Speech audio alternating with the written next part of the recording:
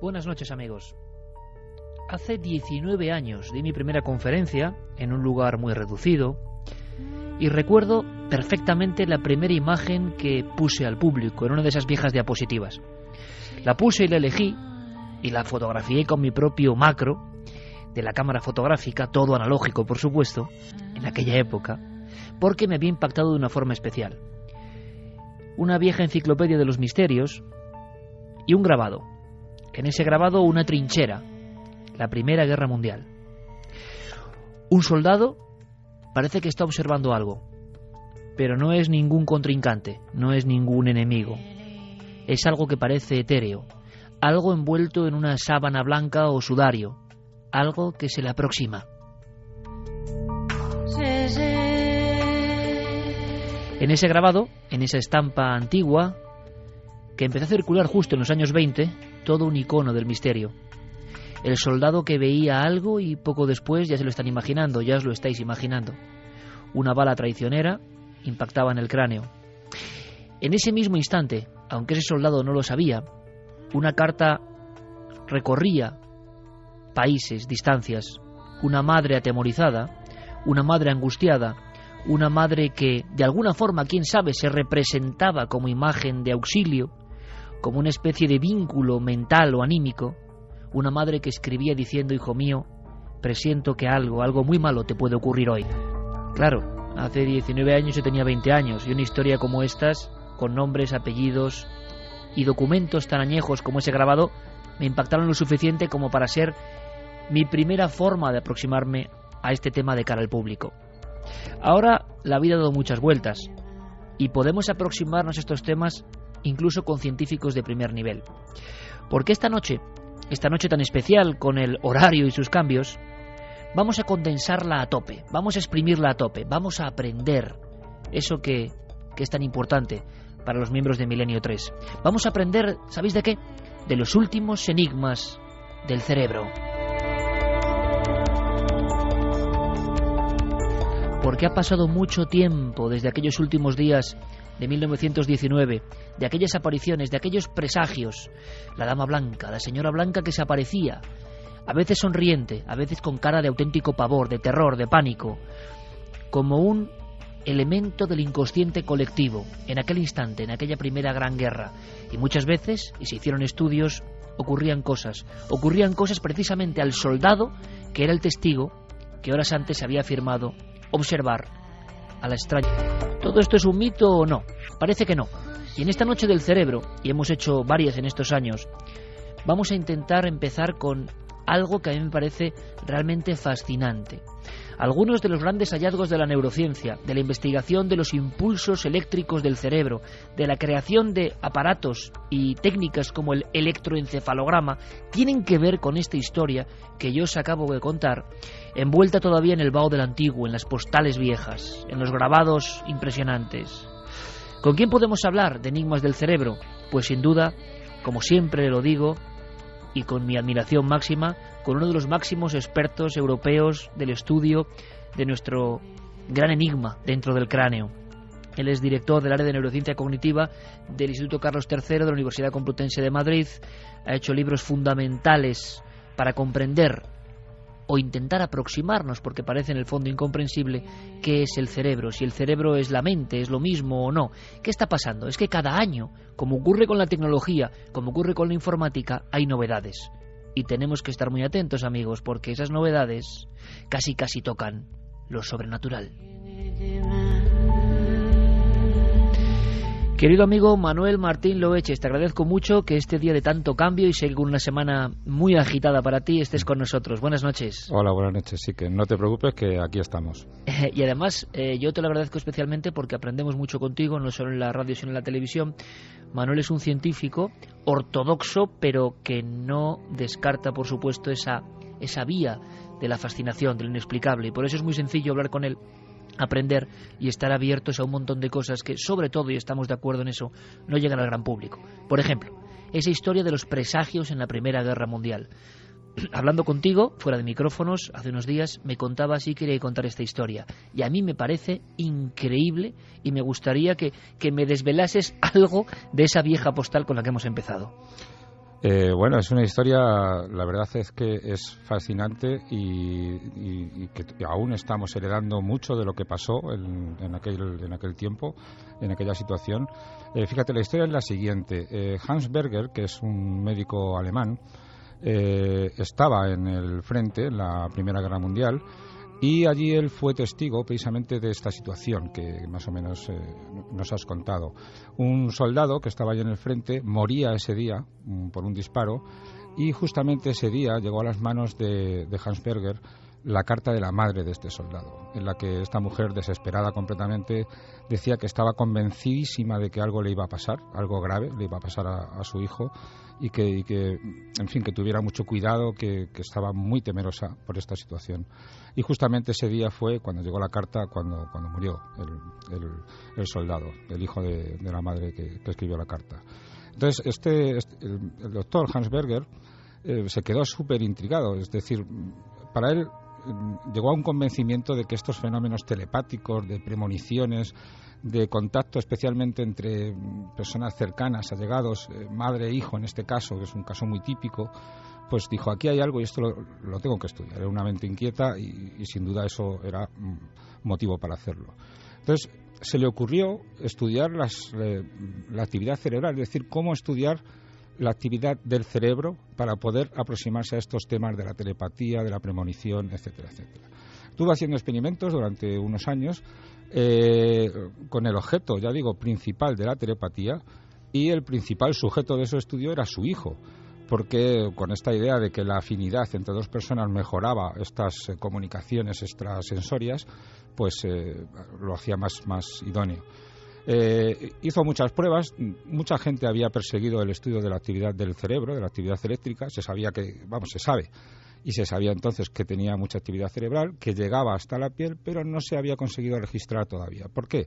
Porque en la piel, cercana al cerebro, en el cráneo, existe mucha otra actividad eléctrica que viene del corazón, por ejemplo, que viene de la piel, de los músculos, y no había forma de conseguirla. Entonces a este doctor, a Hans Berger, se le ocurrió restar la actividad de dos electrodos situados en la cabeza, donde se eliminaba toda la actividad que no fuera del cerebro y quedaba limpia, clara y concisa la actividad cerebral.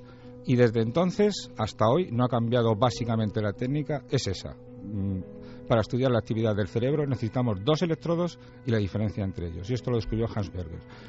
Él hizo muchos estudios con su hijo, acabó por desechar la posibilidad de seguir con la telepatía porque mejoró mucho el método de estudio del cerebro y se dedicó plenamente a ello, a estudiar las ondas cerebrales, las ondas beta, alfa, etcétera, etcétera.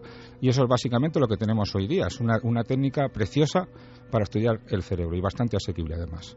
Pero Manuel, ¿me quieres decir, por lo tanto, con un sí, con un no, un misterio ayudó ese salto absolutamente prodigioso para llegar al electroencefalograma? Un misterio constatado por el médico, pero que luego no pudo certificar después, pero sí que de verdad que hay muchos grupos que hoy día y desde hace años se dedican a estudiar estos fenómenos con esta técnica precisamente. Pues como digo, desde aquel entonces se han estudiado muchas cosas sobre el cerebro gracias a esta técnica. Y de hecho hay que romper una lanza por Hans Berger porque mucho de lo que sabemos sobre el cerebro es gracias a él y a esta técnica, como por ejemplo las fases del sueño.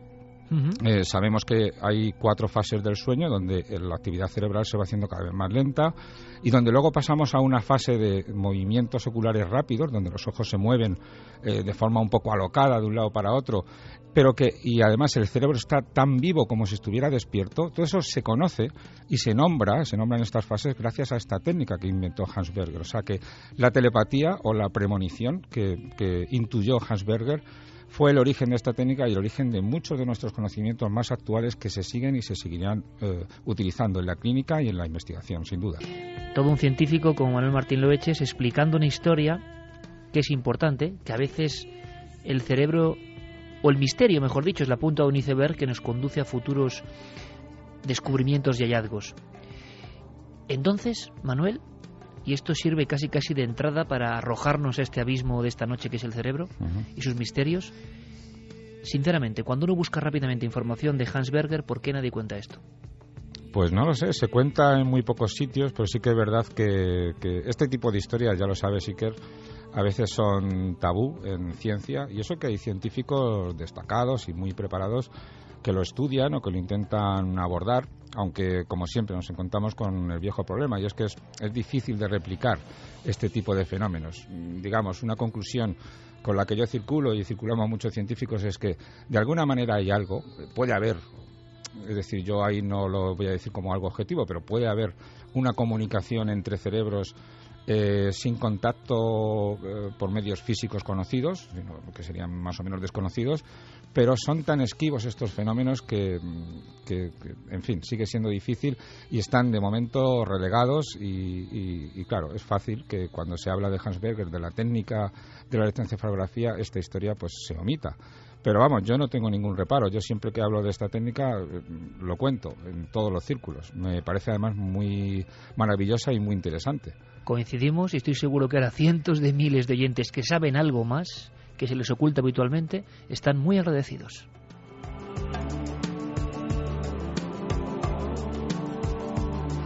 Por supuesto, desde ya, porque habrá muchas cuestiones y preguntas que pasará nuestro compañero Fermín Agustí, porque a Carlos Largo lo tenemos en un punto importante. Mando mi abrazo a Carlos Largo en este instante, quizá me esté escuchando, en plena investigación, y en una investigación que quizá tiene algo que ver con lo que he contado al principio, quién sabe, pero os mando, compañeros, a los que estáis en ese punto concreto de esta geografía ahora mismo, con sana envidia, un fortísimo abrazo cósmico.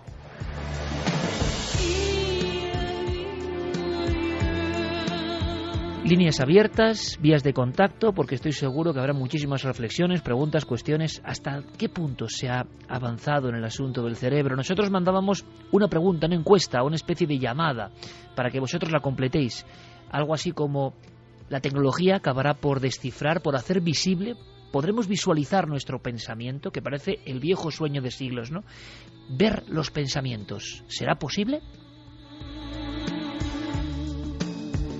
Ya sabéis, en ikerjiménez.com podéis votar. Gracias, como siempre, por la maravillosa participación. Lo mismo en cadenaser.com, con ese muro que hay, milenio3 con número @cadenaser.com, y, por supuesto, las vías de contacto de las redes sociales, Facebook y Twitter. La nave del misterio. Aprovecho para decir, La nave del misterio en Facebook y Twitter es nuestra página, no hay ninguna otra. No tenemos Twitter, no tenemos Facebook. Carmen y yo no tenemos nada de eso. Solamente Guillermo León comandando el tema La nave del misterio.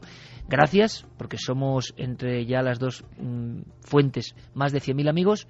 Gracias, y podéis empezar a participar desde ya. Santiago Camacho sí que está con nosotros en este día tan extraño en cuanto al horario. Santi, buenas noches. Buenas noches, Iker. Oye, yo pensaba sinceramente que había mucho de leyenda en torno a esta primera experiencia, a esta primera escena que nos va a permitir entrar en el mundo del cerebro, en la vanguardia. Y aunque sea brevemente, ¿tú has logrado saber algo más de aquellos estudios? Se habló mucho. No solo, ahora sabemos que toda una autoridad mundial en el cerebro estaba detrás de esto, con lo cual da carta de autoridad. No a que sea misterioso o no, sino que los fenómenos de cartas que llegaban al mismo tiempo de una muerte se producían. ¿Se ha hecho algún estudio? ¿Se sabe algo, Santi, sobre estas apariciones? Llegó a hablar de ángeles de las trincheras, imágenes de figuras que advertían de algo y luego llegaba la tragedia. Pues la verdad es que, como se acaba de decir, se lleva todo como muy en secreto. De hecho, la información disponible es muy poca. En el Registro Central de Premoniciones sí que desde hace muchos años se llevan registrando algunas premoniciones desgraciadas por parte de madres que han perdido a sus hijos prácticamente en todos los frentes que ha habido en las últimas 3 décadas. Pero, curiosamente, sí que ha habido casos históricos absolutamente certificados, y algunos en circunstancias realmente dramáticas. He podido encontrar, por ejemplo, el caso de la madre de Héctor Pieterson. Héctor Pieterson a nosotros no nos dirá gran cosa, pero es en Sudáfrica todo un símbolo de la lucha contra el apartheid. Murió en los incidentes de Soweto del año 1976, y en aquel país pues tiene institutos de bachillerato, tiene monumentos, tiene un montón de cosas erigidas en su memoria. Pues bien, lo que sabe prácticamente toda Sudáfrica es que la madre de Héctor Pieterson, la misma noche que falleció, tuvo un sueño, y tuvo un sueño absolutamente atroz. Un sueño en el que ella, que era una ama de casa, que no trabajaba, soñaba que trabajaba en una carnicería. y que estaba envolviendo un paquete de carne, una pieza enorme de carne sanguinolenta. Y con terror y sin poder dejar su trabajo y su tarea, en algún sitio de su mente sabía que eso era su hijo. Pues bien, prácticamente al despertar fue cuando le dieron la noticia de la muerte de Héctor Pietersen, de su hijo, de el que ahora es un héroe para toda Sudáfrica.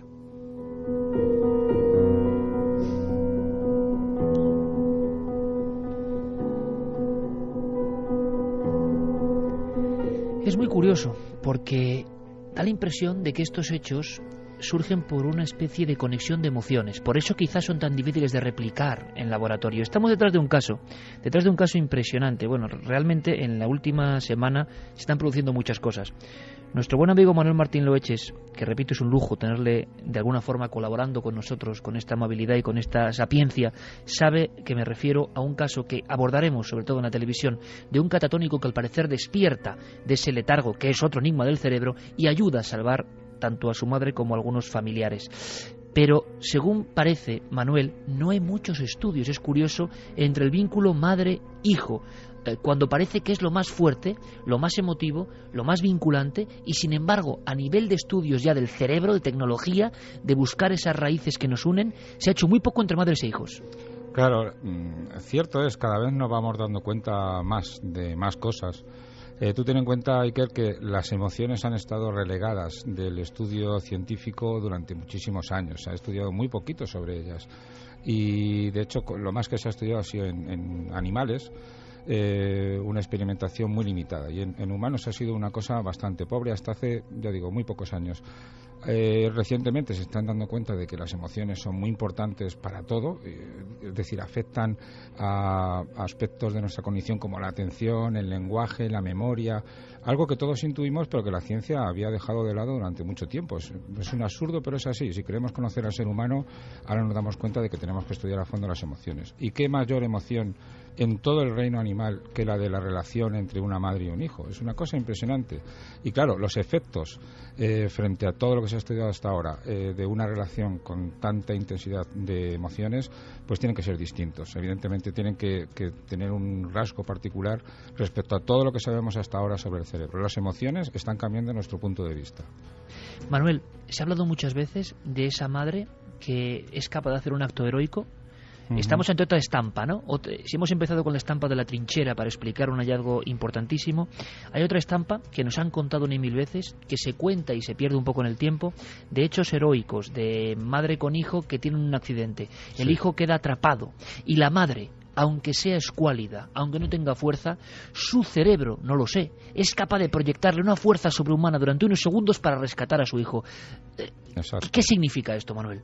Bueno, es el límite al que puede llegar el organismo entero, puesto que en este caso se trata de una interacción entre el cerebro, que está dando unas órdenes de actuación impresionantes al organismo, que está poniendo al organismo a prueba, hasta más allá de para lo que está preparado, pero no es más allá de lo que puede hacer, es decir, puede llegar a esos extremos, a levantar un coche, que es el caso que yo conozco, con la fuerza de los brazos, simplemente porque el hijo está atrapado debajo de él. Es decir, nos demuestra que el cuerpo, gracias a las órdenes del cerebro, puede llegar muy lejos, tremendamente lejos, pero claro, especialmente en estas situaciones límites, pero hasta ahí puede llegar.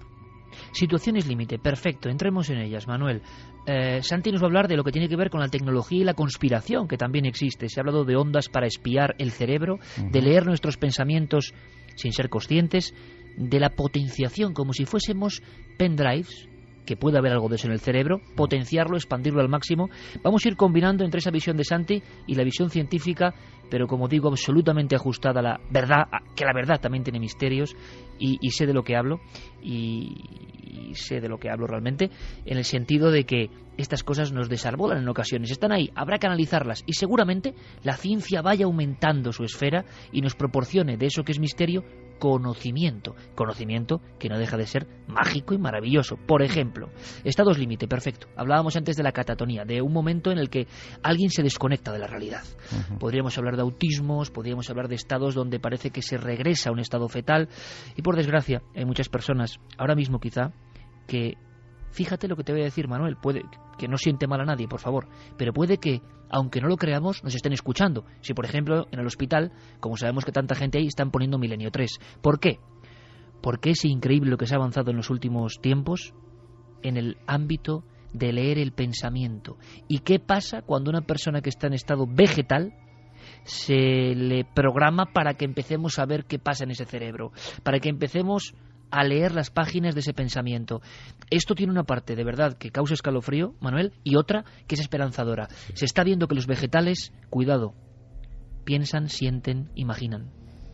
Exactamente, la verdad es que fue una cosa impresionante que salió en todos los medios de comunicación hace no más de un par de años, quizá menos, y que se está presentando en todos los congresos del mundo, porque es una cosa impresionante realmente. Yo siempre digo, antes de nada, que del cerebro sabemos ahora mismo como mucho el 1 por 1000. Nos queda muchísimo por descubrir. ¿El 1 por 1000? Como mucho, sinceramente. Es decir, sabemos muy poquito, sabemos apenas nada, y cada día salen noticias nuevas, y gracias a que la tecnología mejora, cada día sabemos cosas, cada día sabemos más cosas y además más sorprendentes, ¿no?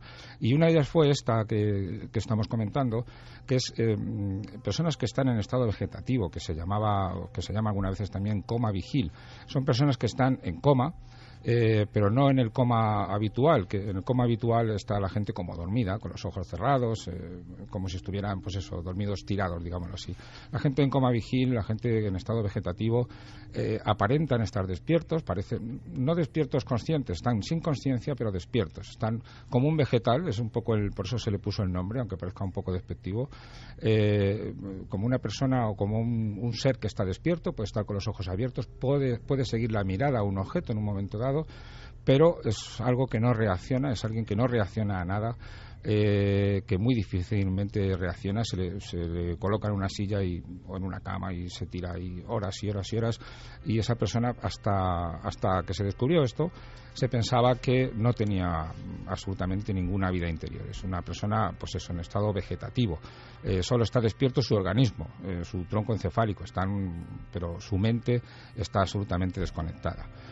Sin embargo, hace muy poco tiempo, se le ocurrió a unos investigadores en el Reino Unido el colocar a una persona de estas en una resonancia magnética funcional, en una resonancia magnética, y hacer un estudio donde se le instruía a esta persona en estado vegetativo a realizar una activación de su corteza cuando quisiera responder que sí.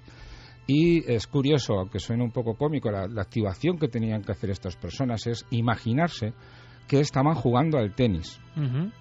Porque, un principio descubierto también últimamente es que cuando nos imaginamos hacer algo, el cerebro se activa exactamente igual que si lo estuviéramos haciendo. Es decir, es lo que digo yo, y además que se ha constatado. Cuando yo estoy leyendo un libro de aventuras, el cerebro, está viviendo esas aventuras.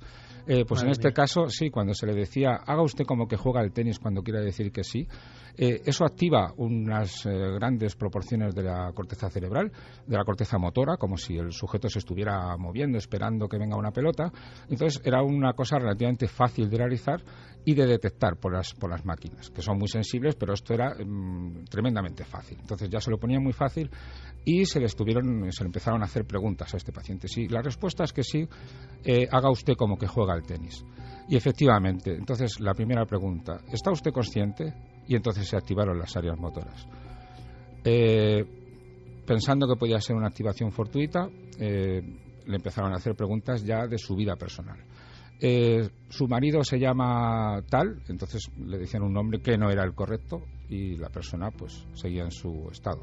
O sea, Manuel, se estaba estableciendo un diálogo con alguien que oficialmente era un vegetal absolutamente desechado de... Llevaba años, estaba en esta situación, en el estado vegetativo permanente, que se llama. Y la tecnología y el cerebro estaban trazando un diálogo imposible. Exacto, estaban comenzando a meterse en una mente que llevaba años completamente aislada y sin poder decir nada al mundo exterior. De repente empezó a poder comunicarse. Y efectivamente, cuando le dijeron el nombre de su marido, cuando luego hicieron pruebas y también le dijeron el nombre de su perro, que hacía años que no veía, también jugaba al tenis esta mujer.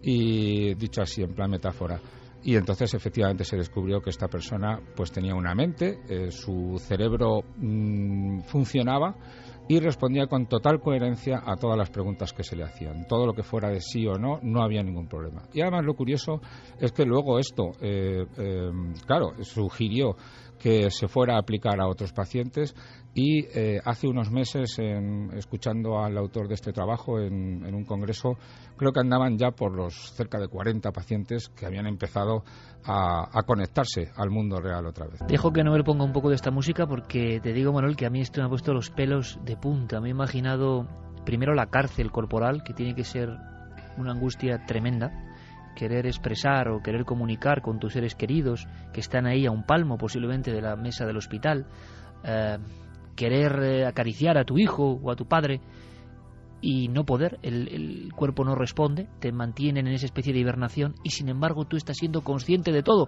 Por lo tanto, Manuel, esto abre una dimensión nueva respecto a esas personas, o muchas de ellas que llamamos vegetales, que pueden estar siendo muy conscientes de lo que se habla, para bien o para mal, delante de ellos. Exactamente, es decir, lo que se ha descubierto es que están conscientes y que están con una mente tan normal como la tuya y la mía y como la tenían antes del accidente. Es decir, que lo único que no pueden hacer es comunicarse con el mundo exterior. Su cuerpo parece que pertenece a un zombie, que parece que no tiene vida, y sin embargo la mente consciente está dentro y está pues esperando una de estas nuevas tecnologías para poder comunicarse. Y bueno, si se sigue investigando por esta línea, acabará siendo relativamente fácil llegar a completar la comunicación con estas personas, pero además de forma bastante completa. Evidente, ¿no? Santi creo que tiene alguna noticia, pero de ultimísima hora, de esas ideas en las que podemos entrar ahora, es como un segundo peldaño, para leer los pensamientos, yo no sé si a distancia, Santi, de forma un poco clandestina, para escanearnos el cerebro sin que nos enteremos, vamos. Pues la verdad es que de momento, afortunadamente, a distancia no, pero están hablando de que puede ser, de que es un avance que puede llegar muy pronto. De hecho, lo último que sabemos es unos estudios de la Universidad de Berkeley que han conseguido, curiosamente, lo que estamos preguntando en la pregunta de Milenio 3. Han conseguido sacar imágenes de lo que está pensando una persona. Esos estudios utilizaron la resonancia magnética y un programa informático que interpretaba los datos y los convertía, los modulaba en imágenes. No son impresionantes, pero son impresionantes desde el punto de vista de que, por ejemplo, tengo delante de mí la imagen de un pájaro, de un loro, concretamente en vuelo, que es lo que se les mostraba a los sujetos de estudio, y esas imágenes que eran proyectadas en la pantalla a través de lo que se sacaba directamente de sus cerebros, muestran, si no evidentemente el detalle, pero muestran una mancha que se distingue perfectamente del fondo, que tiene exactamente la misma forma de las alas extendidas, la cola larga del pájaro, etcétera, etcétera. Shinji Nishimoto, que es uno de los responsables, dice que de conseguir imágenes claras de lo que es una mente en funcionamiento, de proyectar la mente en una pantalla, estamos a unas pocas décadas. Así que imagínate los avances que nos esperan. Pero desde luego, y ya habrá tiempo a lo largo de esta hora de hablarlo, solo te voy a dar un dato, y es que en Estados Unidos el Departamento de Defensa gasta en neurociencia un presupuesto de 350 millones de dólares anuales, solo en neurociencia. ¿De en qué lo gastan? Pues habrá tiempo de irlo después. Y de neurociencia estamos hablando con nuestro invitado Manuel Martín Loeches, director del área de neurociencia cognitiva del Instituto Carlos III, Universidad Complutense de Madrid. Es decir, las personas que están estudiando todo esto que rodea, sin duda, al órgano más mágico, misterioso, enigmático que ha creado la naturaleza. En la encuesta que tenemos en nuestra página web, de momento, ante la pregunta ¿acabaremos visualizando el pensamiento gracias a la tecnología? Me sorprende, ¿eh? Sí, 73,1%, no 26,9%. Es decir, 7 de cada 10 personas creen que en un tiempo podremos ver nuestros pensamientos, quizá en una pantalla de plasma, ¿no? O los de otros.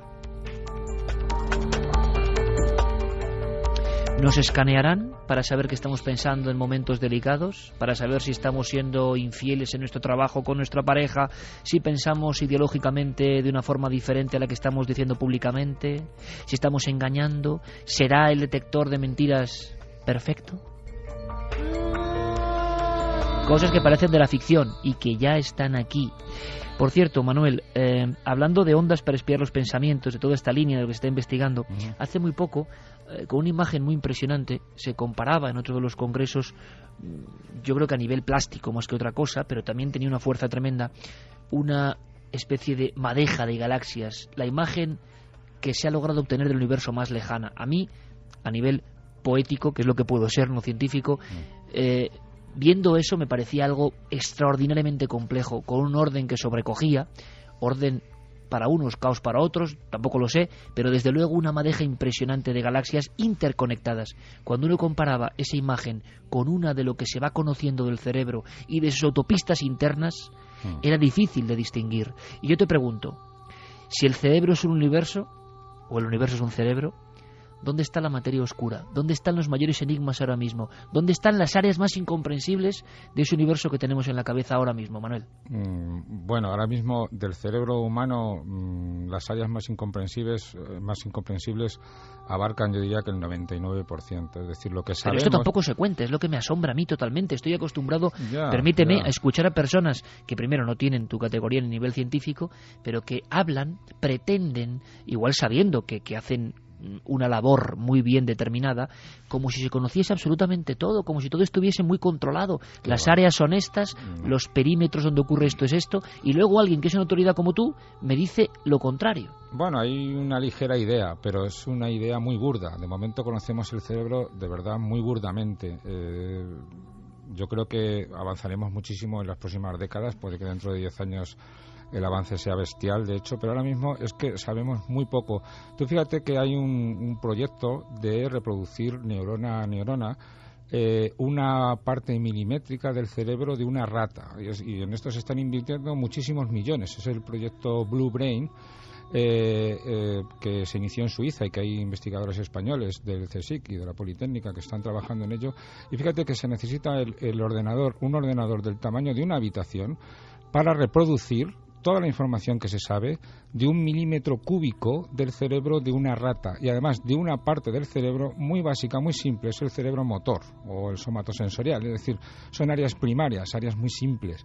Y hay otras áreas, según nos acercamos a varios centímetros de ahí, en la rata y especialmente en el humano, que tienen que ver con nuestros pensamientos, con nuestros sentimientos, con nuestras decisiones, con nuestro lenguaje.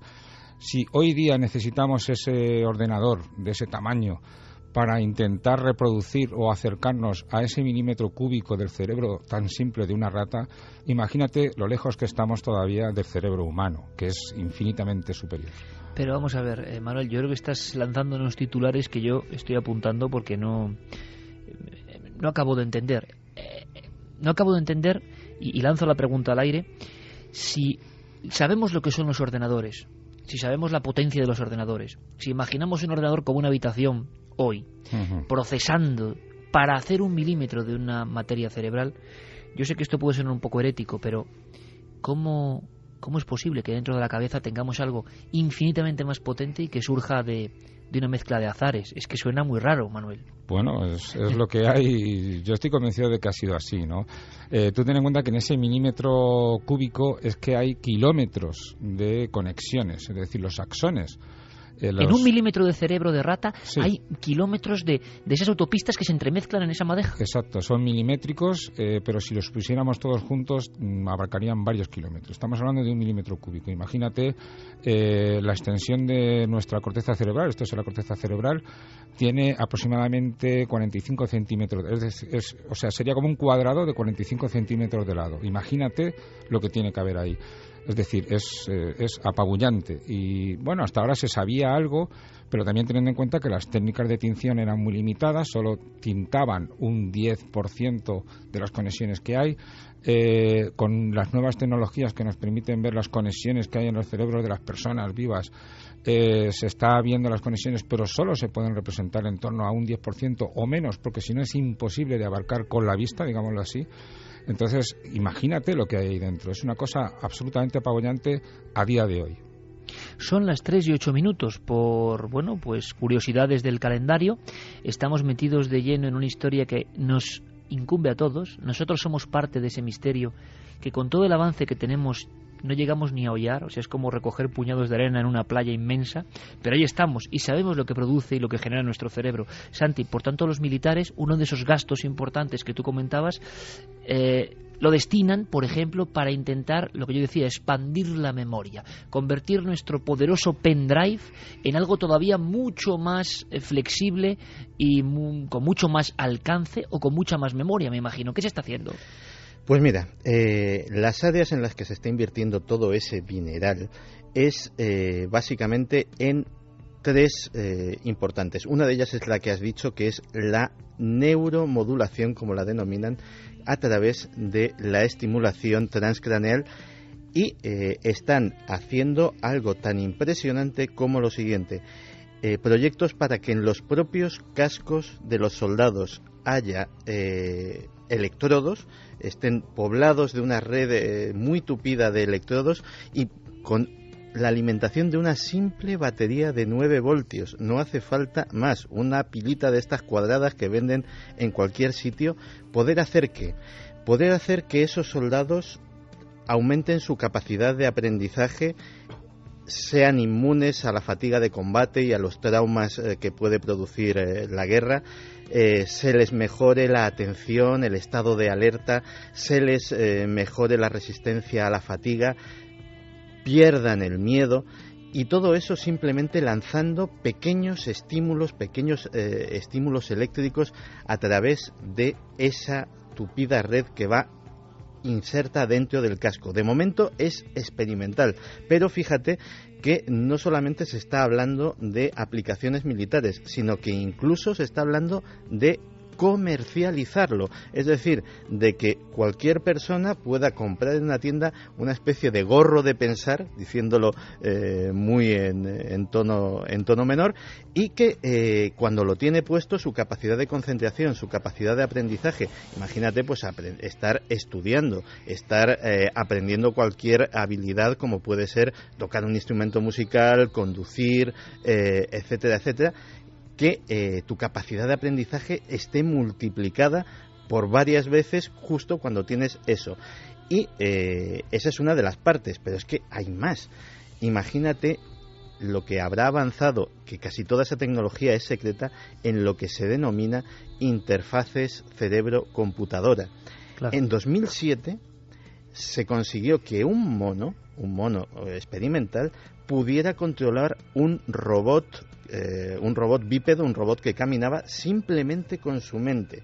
Uh-huh. Pues imagínate en lo que se está investigando. Gente que puede operar sistemas de arma a distancia, pero no en una consola, no con la limitación que te dan tus dedos en un teclado de ordenador, o ni siquiera con un joystick y una pantalla, sino a la velocidad del pensamiento. Operar armas remotas, robots asesinos, drones aéreos. Y todo eso además tiene un nombre absolutamente sugerente. Lo llaman el Proyecto Pandora, inspirado precisamente en la película Avatar, en la que se hacía algo por el estilo. Se creaba una especie de clon biológico de aquellos extraterrestres y se controlaban a distancia. Una cosa, Santiago, Iker, lo que se hizo con los monos es con electrodos insertos en la corteza, pero fijaros que lo que se está haciendo con humanos, esta técnica es precisamente la que inventó Hans Berger. Ajá. Es exactamente lo mismo. La del hombre de la Primera Guerra Mundial y la premonición. Exacto. Qué curioso. Hablaba, Santiago, en esta cosa que nos parece que ha superado ya la ciencia ficción, es decir, la guerra mental. Se han escrito libros en los 70 y 80, ¿no?, de la guerra mental. Bueno, pues al final la tecnología, la ciencia y en parte el misterio están generando algo que se parece mucho a todo eso.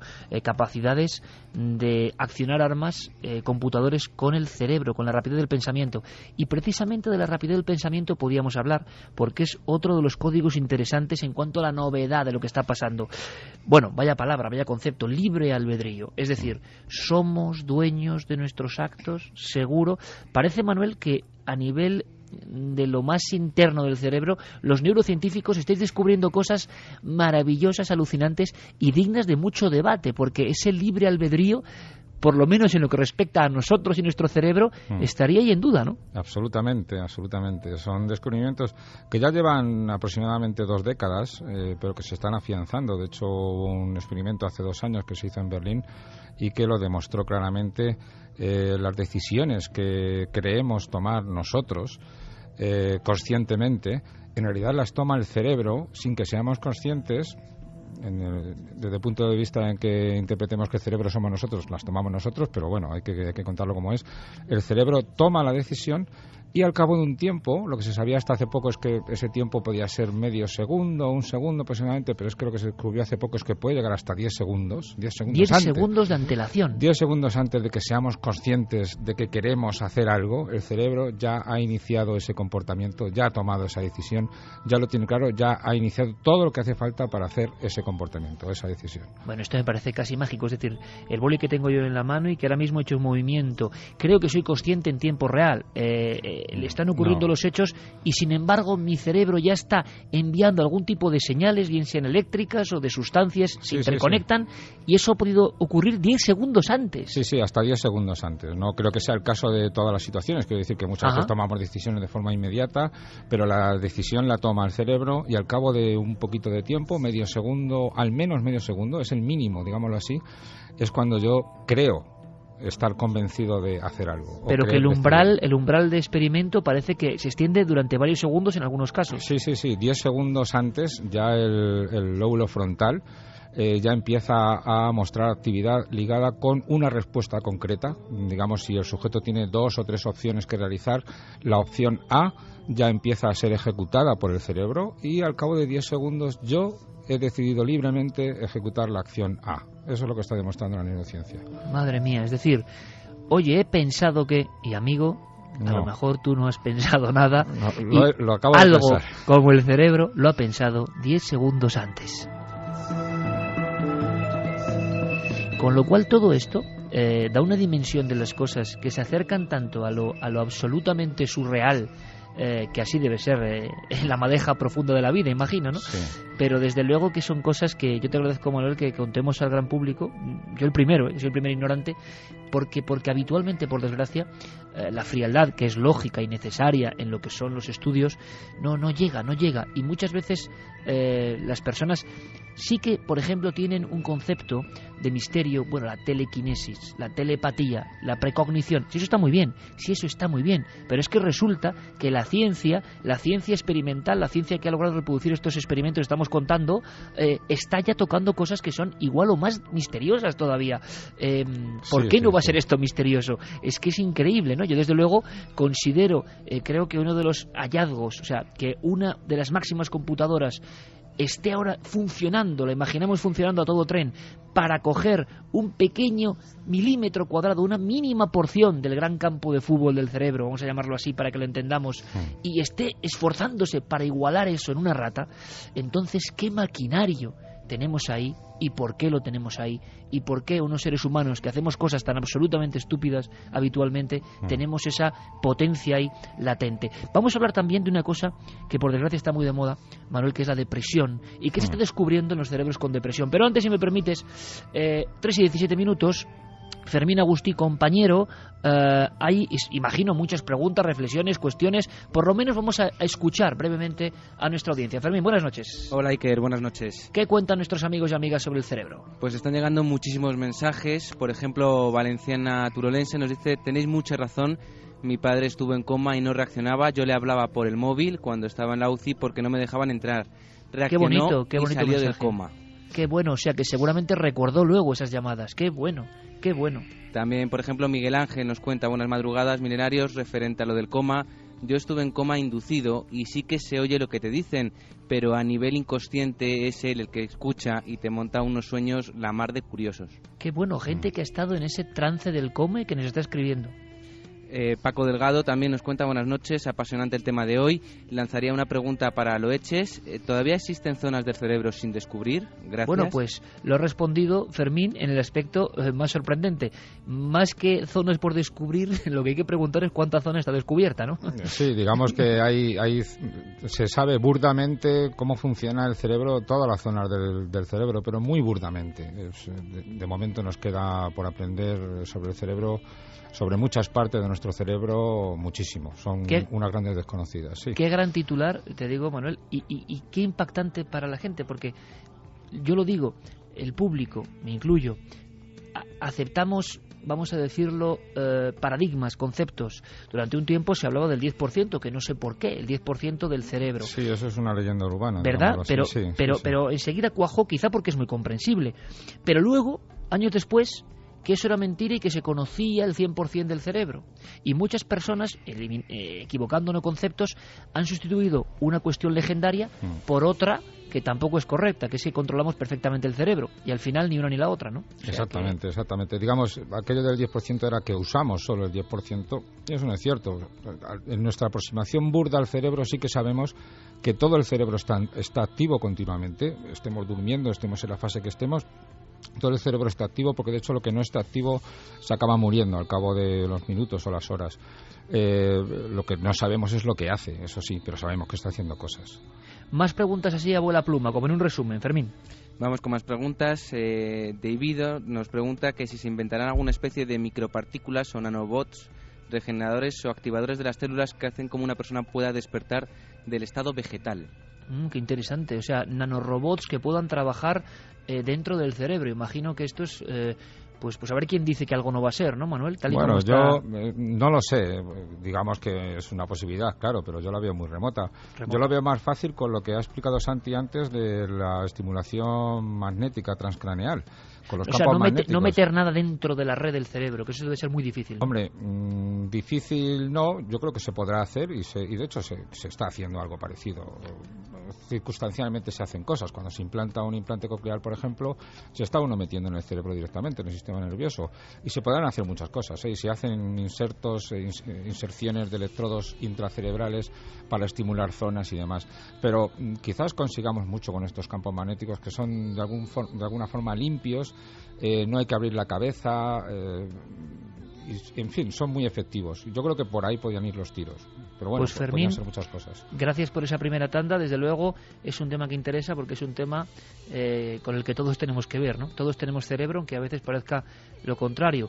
Y tenemos ese misterio enorme, esa antena, como creían los antiguos, para conectar con lo trascendente o quién sabe con qué, pero que está ahí emitiendo cosas y que los hombres estamos estudiándonos a nosotros mismos. Claro, mente, cerebro y conciencia. Yo te digo, Manuel, que eso va a ser otro programa porque eso va a ser imposible de abordarlo hoy.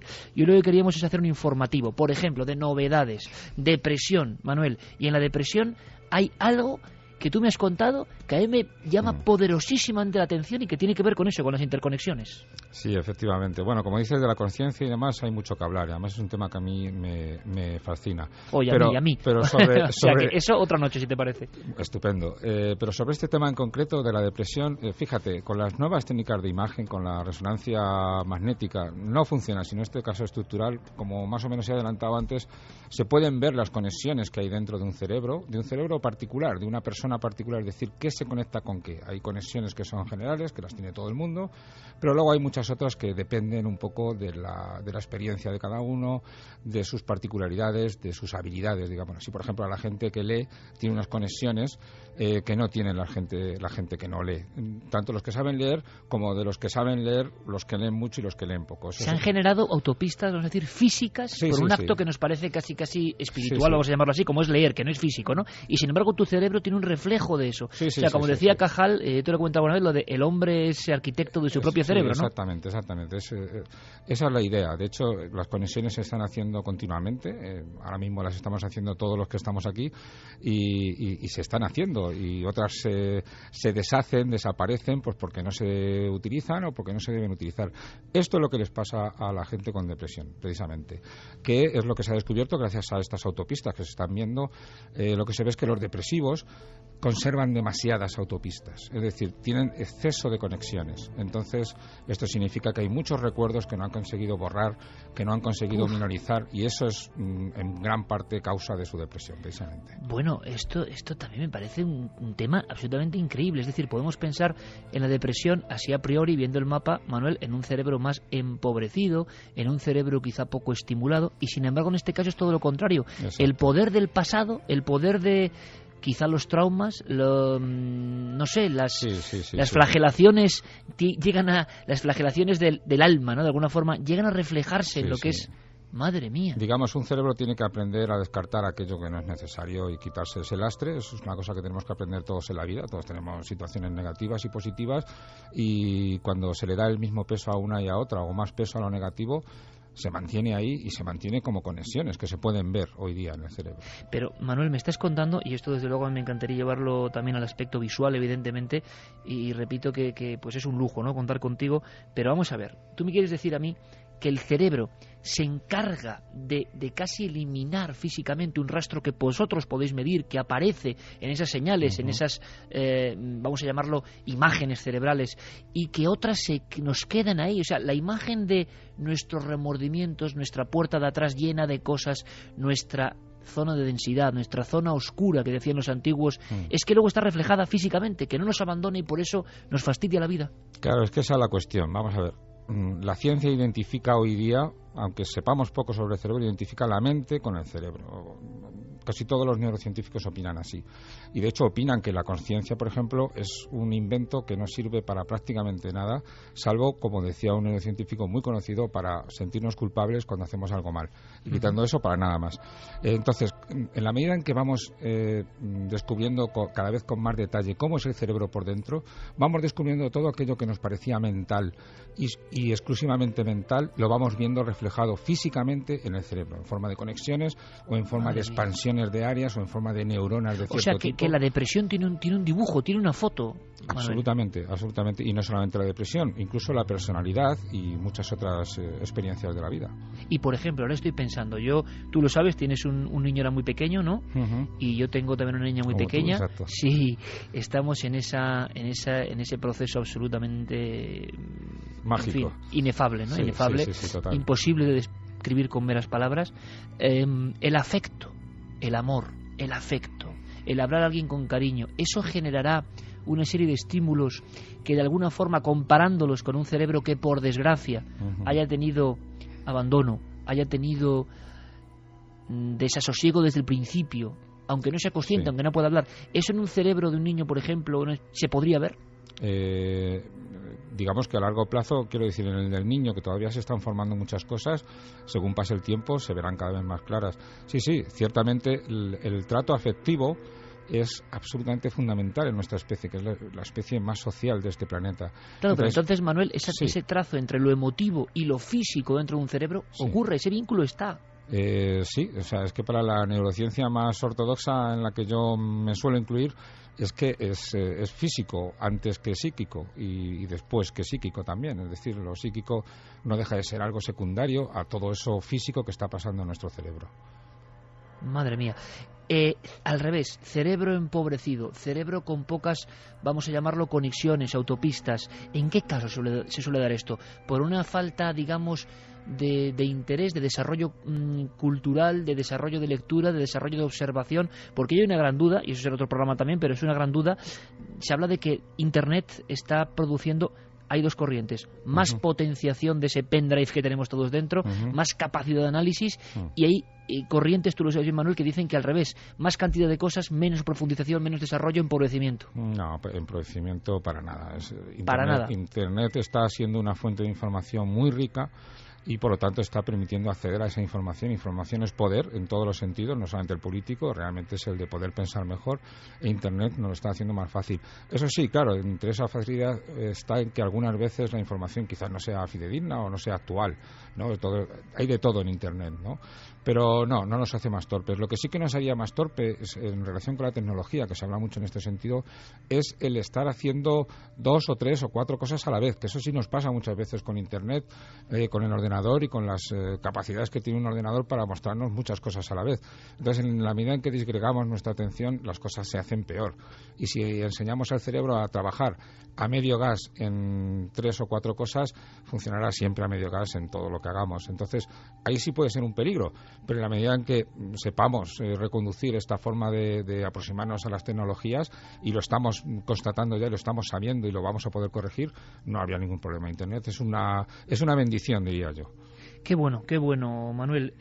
Santi, teletipo de última hora prácticamente. Algo pasado en Uganda que tiene que ver con alguna anomalía cerebral y, bueno, los titulares que son muy impactantes. Se habla de niños zombie.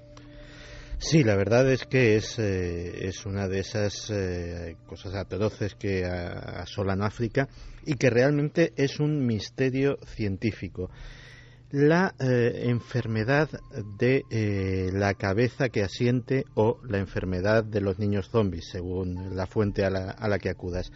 Un desorden cerebral que, según las fuentes más fidedignas, está afectando actualmente a más de 3.000 niños en el norte de Uganda, que los deja física y mentalmente absolutamente desvalidos y absolutamente en un estado que recuerda mucho a los zombies. Los niños poco a poco van apagándose, poco a poco van perdiendo su vitalidad. Los primeros síntomas suelen darse entre los 6 y los 8 años. Y en el siguiente estadio de la enfermedad empieza a aparecer el balanceo de cabeza, un balanceo de cabeza constante que recuerda a los movimientos de los enfermos de Parkinson y que los niños no pueden controlar. Poco a poco la mirada se va, he visto imágenes y son espeluznantes. Poco a poco la mirada se va vaciando, la mirada va perdiendo vida, el rostro pierde la expresión, los niños empiezan a andar arrastreando los pies, sus capacidades, y como tú dices, también se ven seriamente afectadas. Y finalmente pues se sientan todo el día con la cabeza moviéndose de arriba abajo constantemente y su estado se va deteriorando hasta que fallecen. Nadie ha conseguido todavía, y hay médicos de diversas organizaciones internacionales trabajando en el terreno sobre el tema, dar con una explicación y muchísimo menos con una cura, ni siquiera con algo que pueda aliviar los síntomas o mejorar el sufrimiento de estos pequeños. Se ha especulado sobre que pueda tratarse de algún parásito endémico en la zona, alguna carencia de vitaminas o incluso una terrible carambola que sea la concatenación de varios factores que se aunan para que estos niños sufran este estado.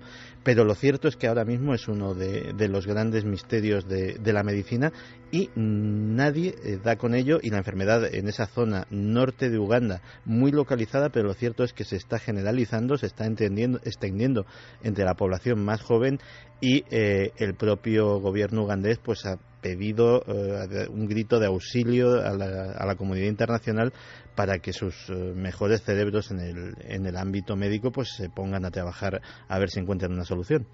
Manuel, hemos hablado del afecto, el amor, la lectura, imagino que la conexión con el arte, con lo cultural, en fin, cosas de pensamiento lógicamente positivo tienen que beneficiar al cuerpo, al alma, al cerebro, a todo eso.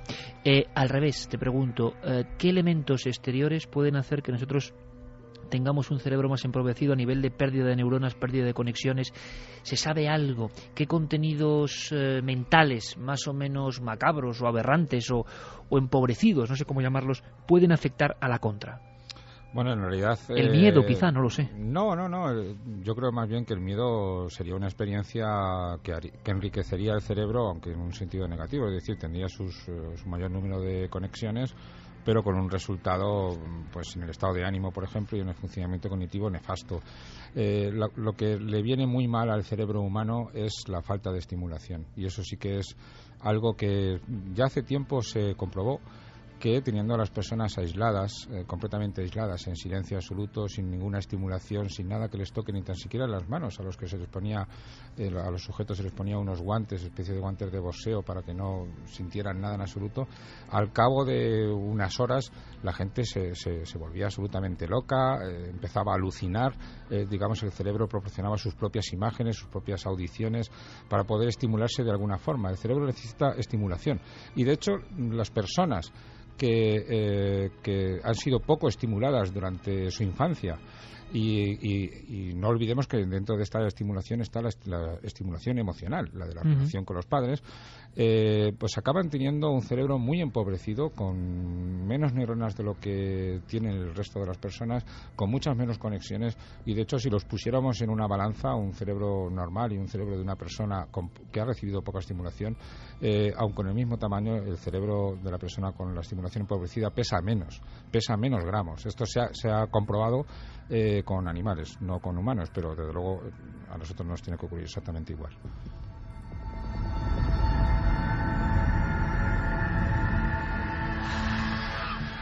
Son historias absolutamente increíbles, dignas del mayor de los misterios, y que sin embargo son ciencia absolutamente de vanguardia, lo que está ocurriendo ahora mismo. ¿Ha habido alguna novedad, Manuel, en ese asunto tan traído y llevado de la estimulación de algunas áreas del cerebro que generan esa sensación de contacto, por ejemplo, con lo religioso, con el desdoblamiento del cuerpo? Se lleva años hablando de manipulación o estimulación del lóbulo temporal. ¿Alguna novedad que pueda merecer la pena para nuestra audiencia? Bueno, hay una relativamente importante, es verdad, que se está investigando con esta estimulación magnética transcranial, con la que Michael Pessinger lleva tiempo ya generando estos estados extracorpóreos o estas sensaciones de unión con el mundo exterior, ¿no? Como se está investigando mucho, porque cada vez es más asequible, los descubrimientos son cada vez más espectaculares. Se sabe, por ejemplo, que ahora se está pudiendo, y vuelve a salir Hans Berger, yo lo siento, pero es que este hombre fue muy importante, se está pudiendo modular o alterar las ondas cerebrales, las ondas que descubrió Hans Berger, que él mismo ya las llamó alfa, beta, gamma y delta. Se están pudiendo modular, y además modular por zonas, es decir, cambiar su frecuencia, y esto sin duda tiene que tener, que todavía no se ha comprobado, es decir, lo primero que se acaba de comprobar, estamos hablando de hace muy poquito tiempo, que se puede cambiar estas ondas por zonas, luego veremos los efectos, ya lo veremos con el tiempo. Pues como digo, se puede modular, y por lo tanto podremos modular, cambiar la forma de pensar, de percibir, de predecir de las personas, simplemente porque las ondas son reflejo de lo que está pasando en el cerebro. Si podemos cambiar las frecuencias de las ondas, podemos cambiar los pensamientos. Esa es la idea, y eso se está haciendo ahora mismo con la estimulación magnética transcranial. ¿El cerebro de un hombre o de una mujer religiosa, profundamente religioso, podría tener, se ha experimentado, algún tipo de interconexiones con mayor densidad, menor? ¿Se ha intentado hacer algún experimento de ese tipo? Pues la verdad es que no se ha intentado. Mira, ya me has dado una idea para hacer un experimento bueno de aquí a poco, sí. Pues no está nada mal. Desde luego, Manuel, que es un auténtico placer contar contigo, que las noticias van surgiendo, que poco a poco surgen en los medios a los que habitualmente las personas no tienen acceso, y que yo creo que es un en absoluto disfrute saber algo más de nuestro propio cerebro, porque podíamos preguntar por la ira, por el odio, personas que acumulan todo eso, y que vosotros investiguéis. ¿Cómo es el día a día de una persona como tú, que lleva todo un área de neurociencia cognitiva? ¿Qué tipo de experimentos? Porque también suena un poco a película, ¿no? De cara a las personas que no sabemos de eso. ¿Qué se hace? Se hacen experimentos que yo creo que nos pueden sorprender, y luego imagino que también habrá muchas cosas absolutamente cotidianas e incluso más rutinarias, ¿no? Sí, pero vamos, el día a día, un tanto por ciento muy elevado es leer. leer los artículos de otros científicos, claro, porque esto es un terreno que crece cada día y que salen cosas que como ignores no estás ahí y entonces te van a acabar, digámoslo así, atacando científicamente, porque cuando tú muestres tus resultados tienes que haber tenido en cuenta a otros, ¿no? Es muy importante, pero estamos siempre dándole vueltas a cómo podemos desentrañar cosas pues que descubran cómo es nuestro cerebro, nuestras particularidades. Eso que has mencionado de la ira, del odio, ya se ha estudiado, no hace mucho, por científicos con los que tengo contacto además, y por ejemplo en nuestro laboratorio hemos hecho experimentos, estamos haciendo ahora experimentos curiosos sobre neuroestética, por ejemplo. Es un tema que me parece curioso porque hasta ahora se ha visto qué es lo que le pasa a un cerebro cuando está evaluando algo que es bello. Qué bueno. Y se ha hecho con cuadros, vamos a hacer con una música. cosa, Manuel, Sí, vamos a hacer sí, una sí. cosa, porque yo creo que si te parece, y te pido que te quedes hasta el final de la hora, le pedimos disculpas y perdón, sé que me querrá matar nuestro compañero Diego Marañón. Teníamos preparado un zapping con bastantes cosas, pero claro, hoy nos han quitado una hora y el tema yo creo que está apasionando tanto a nuestro público, que es tan apasionante que sé que Diego, que es un crack y que tiene un gran cerebro, evidentemente, lo comprenderá a la primera. Así que trasladamos el zapping a la próxima semana. Diego, lo siento compañero, un fuerte abrazo. Además traía cosas maravillosas. Pero de verdad, yo creo que no podemos quedarnos, esto sería un programa interruptus, ¿no? Quedarnos de repente ahora así, porque se están descubriendo en España, por ejemplo, con investigadores españoles que están día a día manejando el cerebro, cosas tan maravillosas. Por ejemplo, ¿cómo reaccionamos, decías Manuel, a la belleza? ¿Qué pasa? Sí, ¿Que reaccionamos de forma distinta? Sí, claro, hasta hace poco se estaba investigando esto de la belleza con cuadros e incluso también con caras humanas que podían ser bellas o no. Nosotros lo hemos llevado un poco más lejos y hemos intentado, lo hemos hecho ya hemos hecho los registros y los análisis parcialmente, de meter incluso personas muy feas, con cuerpos también muy aberrantes, es decir, cuerpos por un lado, caras por otro. Y hemos intentado ver qué es lo que pasaba y esperando que fuera diferente de cuando una persona ve un cuadro que no le gusta o una persona que simplemente no le gusta. Uh-huh. Y curiosamente, esto es un descubrimiento muy llamativo, pero que está siendo cada vez más claro. El cerebro reacciona a todo tipo de estímulos con los que se vincula emocionalmente con mucha fuerza, y en esto podemos incluir perfectamente la religión. Exactamente igual que se vincula con las cosas que le gustan desde el punto de vista biológico. Me explico. Cuando uno ve un cuadro que le gusta mucho, un cuadro artístico, se le activan áreas del cerebro que tienen que ver, están justamente encima de la órbita de los ojos, es la corteza orbitofrontal, que le están marcando que hay algo que le causa mucho placer. Pero es que lo mismo le ocurre cuando ve la cara de una persona que es preciosa, digámoslo así, o cuando ve un cuerpo que le atrae mucho, o cuando escucha una música de Mozart que le encanta. Es decir, ante la belleza, sea artística o sea de otra persona, exacto. El cerebro genera unos impulsos que son similares. Exacto, incluso ante las sensaciones de plenitud que se tiene cuando se tiene una experiencia religiosa, por ejemplo. Es decir, el observar un cuadro de Cristo, por ejemplo, de la Virgen, por parte de una persona con mucha fe. Es exactamente lo mismo. Pero lo curioso también, que es lo que estamos completando en estos estudios, es qué pasa con lo contrario, qué pasa con aquello que estéticamente es odiable, digámoslo así, ¿no? Pues exactamente igual que pasa con los cuadros, que no son tan importantes biológicamente como una cara o un cuerpo, pues exactamente lo mismo es lo que ocurre. Es una cosa muy curiosa. Aparte de que se activa la amígdala, que esto, para traducirlo en lenguaje que se entienda, quiere decir que la gente como que se enfada o que tiene cierto miedo al ver... Rechazo, puro rechazo. Sí, pues este rechazo, esto es lo curioso, activa la corteza motora. Es decir, y es como se ha interpretado, y es como lo tenemos que interpretar nosotros. Y ya digo que esto ocurre cuando ves un cuadro también que te resulta horroroso. La corteza motora se activa como para salir corriendo. Esa es la idea. Bueno. Y así lo tenemos que interpretar, porque es lo que está ocurriendo cuando vemos una cara de una persona que nos parece tremenda desagradable. Tremendamente desagradable. O sea, que se activa algo muy primitivo en nuestro cerebro que es como alarma, ¿no? Exactamente. No nos gusta. Alarma, hay que salir corriendo, sí. Claro, entonces... Desde luego que ya sabemos todos el aspecto físico y demás, ya no es que solo sea una cuestión, vamos a decirlo, estética puramente, sino que nuestro cerebro, sea cual sea nuestra preparación, nuestra conducta, vamos a decir, el barniz cultural que tengamos, algo dentro de nosotros, me quiere decir Manuel, pulsa fuertemente, causándonos rechazo o causándonos adhesión, ¿no? Exacto, o fascinación. Tú fíjate, yo he sentido en algunas ocasiones, y te emplazo, y espero que sea, y tendrá que ser antes de acabar esta temporada, a un tema que es brutal, que es mente, conciencia y todo lo que influye. Pero claro, que es un tema absolutamente maravilloso y que también hay, y yo me he zambullido en él, claro, con el peligro que eso tiene, con el desconocimiento absoluto, pero por lo menos con pasión, eso sí. ¿Qué ocurre? Yo, por ejemplo, ante algunas pinturas prehistóricas, Manuel, ante algunas pinturas en Altamira, por ejemplo, a solas, y lo he contado en alguna ocasión, y no tengo ningún tipo de problema ni de rubor, faltaría más en confesarlo, yo es la ocasión que más cerca he estado de creer ver un más allá, o una conexión que quizá tenga una explicación científica, no lo sé, pero absolutamente mística, absolutamente de arrebatamiento, absolutamente fuera de lo cotidiano, que no se parece a nada de lo que yo he vivido en toda mi vida. Esas sensaciones, vamos a decirlo, de conexión con lo religioso, también, por lo tanto, se dibujan, están ahí dentro, ocurren con ciertas cosas y en ciertos momentos. Y se ha llegado a hablar, Manuel, de enfermedades, el síndrome de Stendhal y todo eso, de sobredosis de belleza, es decir, que podría llegar físicamente a alguien a enfermar por eso. Exactamente, sí.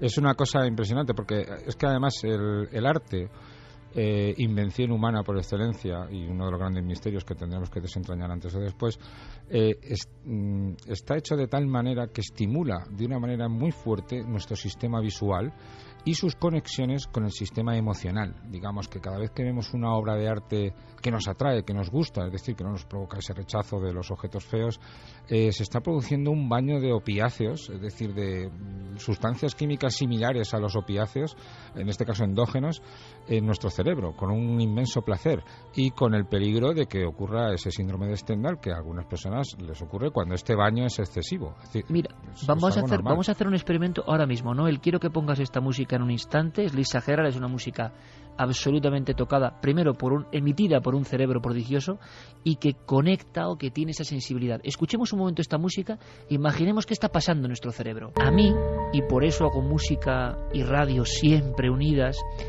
me parece que las músicas, y determinadas músicas, Manuel, llevan algo, evidentemente, de esa sustancia del arte más profundo.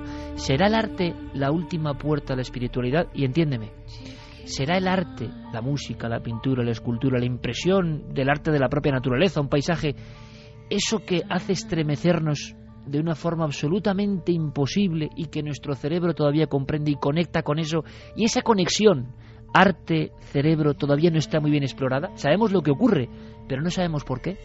Exacto, sabemos algo de lo que ocurre, todavía no sabemos por qué, y además es muy curioso, es uno de los temas más esquivos desde el punto de vista evolutivo, porque el arte, tanto musical como el visual, solo queda constancia que lo haya generado nuestra propia especie, es decir, de todos los miembros del género Homo, y en esto incluimos los neandertales, que tenían un cerebro tan grande como el nuestro, incluso un poquito más.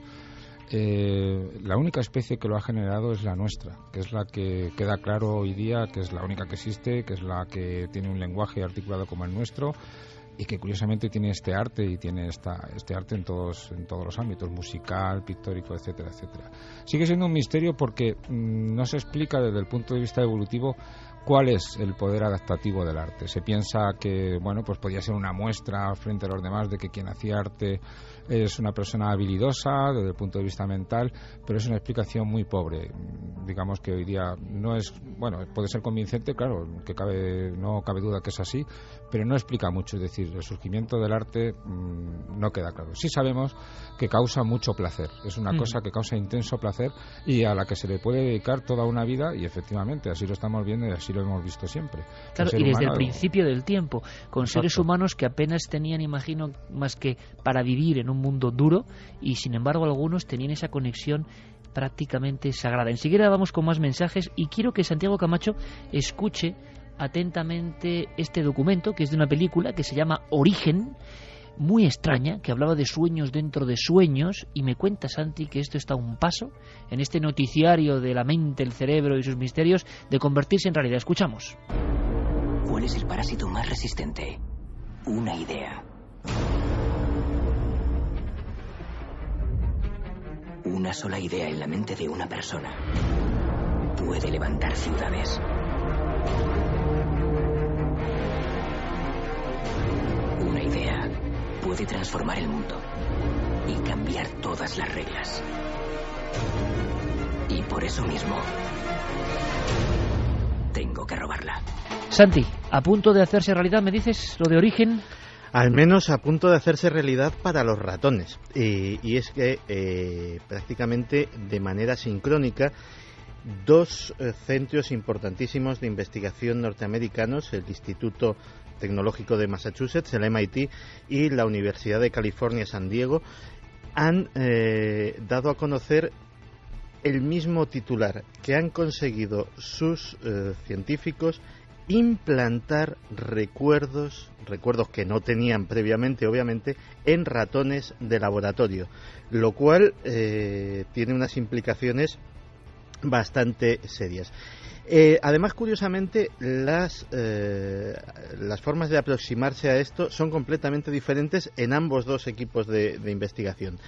El de California, liderado por Mark Myford, utiliza básicamente una combinación de drogas e impulsos eléctricos. Ellos han conseguido que en una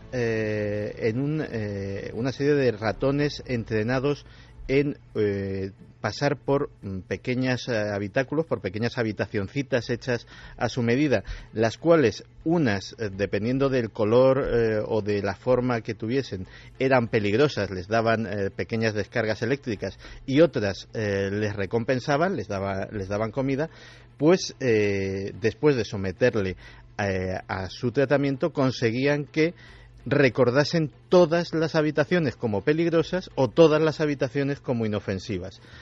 Esto es el sistema, digamos, utilizado en California. En el MIT, el profesor Susumu Tonegawa, el nombre es un poquito difícil, utiliza un sistema que es, según dice, activar poblaciones específicas de células cerebrales a través de la luz, lo cual me ha dejado un poquito asombrado.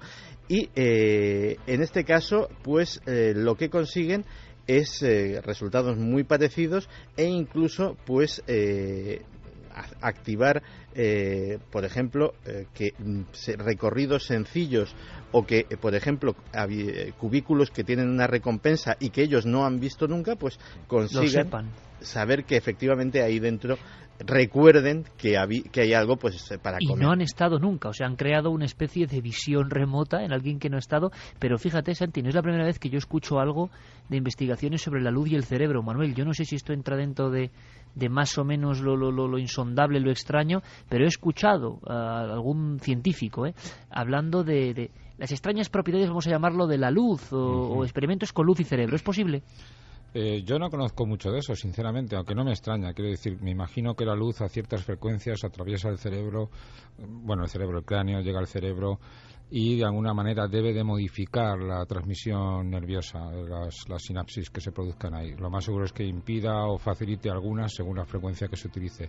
La luz tiene una ventaja que también se está utilizando para lo contrario, que es para extraer la actividad que está ocurriendo en el cerebro, y es que la luz atraviesa en ciertas frecuencias, atraviesa con facilidad todos esos tejidos que están entre el cerebro y el exterior, y se puede recoger, lo mismo que se puede enviar hacia el cerebro, se puede recoger lo que viene de él cuando se emite una luz, y bueno, es un intercambio que se está investigando ahora. De hecho, hay una técnica que se llama así tomografía óptica por emisión cercana a infrarrojos, que lo que hace es, a ciertas frecuencias se emite una luz hacia el cerebro y se recoge lo que rebota, y gracias a eso sabemos cuánto flujo sanguíneo ha habido en una zona concreta de nuestro cerebro. Es decir, con la luz se están haciendo muchas cosas ahora. Y viendo esos cerebros casi como a través de una lupa, lo que se ha conseguido ahora mismo, y que empezaba con esta historia increíble de una premonición, Manuel, aunque sea casi en flashes, porque serán motivos de otras investigaciones, pero nos preguntan mucho en ocasiones, porque es un tema que está en la sociedad presente, la esquizofrenia, por ejemplo.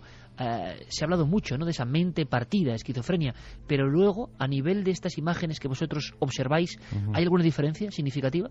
Sí, hay muchas. La esquizofrenia es hoy día un campo muy fructífero y bastante polémico, porque se lleva ya años pensando que puede haber varias esquizofrenias, puesto que hay muchos subtipos o mucha sintomatología muy variada, es decir, están desde los que están catatónicos, que no se mueven en absoluto en todo el día, hasta los que están tremendamente agitados, tienen un pensamiento que descarrila, es el término que se utiliza, es decir, que se sale por la tangente, donde se están hilando cosas que no tienen consistencia ni coherencia unas con otras, o que están escuchando voces. Es decir, hay y eso lo veríais vosotros, que me parece como cortocircuitos de esas conexiones. Más que cortocircuitos, se ven, por ejemplo, hay hallazgos que, ya digo, se ven en algunos sujetos y en otros no, de ahí que sea tan complicado esto. Pues se ve que hay sujetos que tienen exceso de neuronas en ciertas áreas, otros que tienen exceso de conexiones, como tenían los depresivos también en ciertas áreas. Se ve también... Y todo eso, permite, Manuel, no es congénito, es decir, eso se ha generado con el paso del tiempo, ¿no? Por algún tipo de actividad mental. Ahí está, también distinguir hasta qué punto es el origen de la enfermedad o la consecuencia de la enfermedad, pues tampoco está claro, porque, en fin, tenemos el problema de que muchas veces coger a un sujeto para poder ser objeto de estudio desde el principio de la enfermedad es muy difícil, aunque es lo que se está haciendo. Y además que muchas veces cuando una persona manifiesta ya su primer brote, digámoslo así, de una enfermedad como estas, es posible que se haya estado cociendo algo ya en su cerebro durante mucho tiempo y haya provocado esos cambios, que ya digo son muy evidentes y se van viendo cada vez más. Pero lo que está muy claro, Manuel, es que el cerebro no es algo fijo, el cerebro no es algo unitario para todo el mundo. Hay unas diferencias en los cerebros que, claro, estamos acostumbrados a ver la imagen de un cerebro, ¿no? Sí. Y lo vemos siempre tan igual, ¿verdad? Que eso ha generado el arquetipo de que, vale, todos tenemos esto aquí, y como no tiene color como los ojos, y no se ve, es igual para todo el mundo. Y me da la impresión de que hay tantos cerebros como personas realmente, incluso a nivel físico, ¿no? Exacto, de hecho yo, haciendo la metáfora más allá, en la medida en que cada mente es diferente, cada cerebro es diferente y se puede hacer una foto de cada cerebro, se puede hacer hoy día y ver unas diferencias notables, se ven muchísimas diferencias. Según lo que tú hagas en la vida, a lo que te dediques, digámoslo así, hay una huella en tu cerebro y no solamente a lo que te dediques, sino muchas vivencias y aspectos particulares de tu pasado han dejado una huella visible en el cerebro de la cual se le puede hacer una fotografía, pues si no ahora mismo de todo, de aquí a una década o dos, de prácticamente todo en el cerebro y podemos sacar muchísima información. O sea, las huellas de nuestro pasado, para bien y para mal, conviven con nosotros. Ahí están. Y se ven. Madre mía, desde luego. Y cuando tú observas, como un detective del cerebro, Manuel, un cerebro humano, de tantos que habrás visto, tantas imágenes, tantos estudios, tantos congresos, tantos trabajos, ¿te viene a la mente alguno que te haya llamado la atención de forma especial? Es como cuando a mí me preguntan, oye, ¿qué caso a ti extraño? ¿A ti qué imagen te viene? ¿Porque te sorprendió? ¿O al revés? ¿Por su belleza? ¿Por su orden? ¿Qué cerebro te ha impresionado a ti como auténtica autoridad en la materia después de tantos años de investigaciones? Hablo de primera vista, ¿no? De impacto, de la imagen, de la fotografía. Bueno, en realidad me han impresionado muchísimos trabajos, ¿no? Hay muchas cosas. Destacar, yo sinceramente destacaría uno del que ya hemos hablado, que es el de las personas en estado vegetativo, cómo de repente se ven esos mapas en un congreso, te los muestran en pantalla grande, se les ve activos a esas personas, ¿no? Te recorre un escalofrío con total seguridad. Yo creo que ves vida, ves pensamiento. Exactamente, ¿no? Ves, ahí está esa persona respondiendo. Para mí eso fue muy impactante y muchísimas cosas son impactantes. Es decir, el ver cómo simplemente la lectura o cierto tipo de actividades modifican las conexiones me sigue pareciendo impactante. Es decir, son cosas que más o menos se saben de hace tiempo, pero con más como intuición que otra cosa. Y ahora se están constatando y es que realmente es una cosa que te emociona día a día. Es decir, yo por destacar no puedo destacar nada. Es que son muchísimas cosas, sinceramente. Pues eso es un lujo, Manuel, trabajar en algo que uno le apasione y ser detective del cerebro a nivel científico. Yo te agradezco una noche más, una noche sobre el cerebro, hablar de cosas que en este caso es que son pura ciencia, pero que tocan no, es que se zambullen en el total y absoluto misterio. Y yo te emplazo muy pronto, no solo para los continuos trabajos en la televisión, sino para hablar de algo que a mí me tiene muy, muy tocado, que es mente, conciencia, espíritu, quién sabe, cerebro, y lo debatiremos, hablaremos y sobre todo aprenderemos. Un honor, Manuel Martín Loeches, de verdad, hasta la próxima, gracias por pasar esta noche más corta con tus amigos de Milenio 3. Un placer, Iker. Gracias. A ti. Y Santi Camacho, lo mismo te digo, gracias compañero por toda esta información, estamos muy al tanto, en el cerebro se mueven muchas cosas. Mañana te veo en la tele, compañero. Claro que sí, un tema apasionante esta noche, muchas gracias. Y le voy a pedir a mi amigo Noel Calero que me ponga una música de Mike Oldfield que a mí últimamente me emociona, que me mandó mi amigo Gonzalo Pérez Arro desde Navalmoral de la Mata, Estrella del Norte de Platino, ¿no? Algo así, Mike Oldfield, y que es casi lo vamos convirtiendo poco a poco en un himno milenario y una música que nos da para reflexionar, y con ella voy a contar unas mínimas palabras o unas